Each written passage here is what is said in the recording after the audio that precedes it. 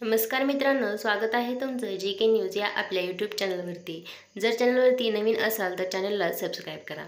सध्या निवडणुकीची रणधुमाळी सुरू असताना एकनाथ शिंदे यांनी मोठं वक्तव्य केले। गरजू महिलांना आर्थिक मदत व्हावी या उद्देशानं राज्य सरकारनं महाराष्ट्रात लाडकी बहीण योजना सुरू केली। या योजनेअंतर्गत लाभार्थी महिलांच्या खात्यात दर महिन्याला 1,500 रुपये जमा करण्यात येतात।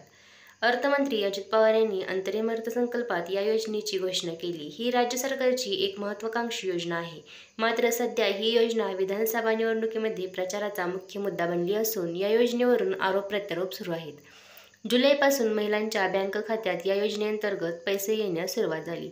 निवडणूक आचारसंहितेमुळे ऑक्टोबर आणि नोव्हेंबर अशा 2 महिन्याचे ॲडव्हान्स पैसे महिलांच्या खात्यात जमा करण्यात आले।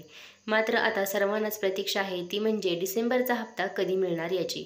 एकीकडे या योजनेवरून विरोधकांनी महायुती सरकारवर टीकेची झोड उठवली आहे। ही योजना ऐन निवडणुकीच्या तोंडावर सुरू करून महिलांचं मत खरेदी करण्याचा प्रयत्न होत असल्याचं त्यांनी म्हटलं आहे। तर दुसरीकडे सत्ताधाऱ्यांकडून देखील विरोधकांना तोडीस तोड उत्तर दिलं जात आहे।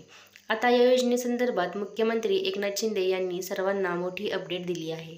लाडक्या बहीण योजनेचा डिसेंबरचा हप्ता हा मतदान झाल्यानंतर खात्यात जमा होणार असल्याचं मुख्यमंत्री एकनाथ शिंदे यांनी म्हटलं आहे। पुढे बोलताना या योजनेवरून त्यांनी पुन्हा एकदा विरोधकांवर जोरदार हल्लाबोल केला आहे। उद्धव ठाकरे मला म्हणाले 10 दिवस थांबा की तुम्हाला पण जेलमध्ये टाकतो। लाडकी बहीण आणली म्हणून हा राग आहे का? सावत्र भावांना तुम्ही निवडणुकीत जोडा दाखवा। महाविकास आघाडीच्या पायाखालची वाळू सरकली आहे। विरोधकांचं करेक्ट कार्यक्रम आम्ही करू। आमची नियत साफ आहे। हे सरकार देना बँक आहे, घेना बँक नाही। निवडणूक झाल्यानंतर डिसेंबरचा हप्ता खात्यामध्ये जमा होईल, असं मुख्यमंत्री एकनाथ शिंदे यांनी म्हटलं आहे। ते रत्नागिरी बोलत होते। यावरून तुम्हाला काय वाटते हे कमेंट बॉक्समध्ये नक्की कळवा।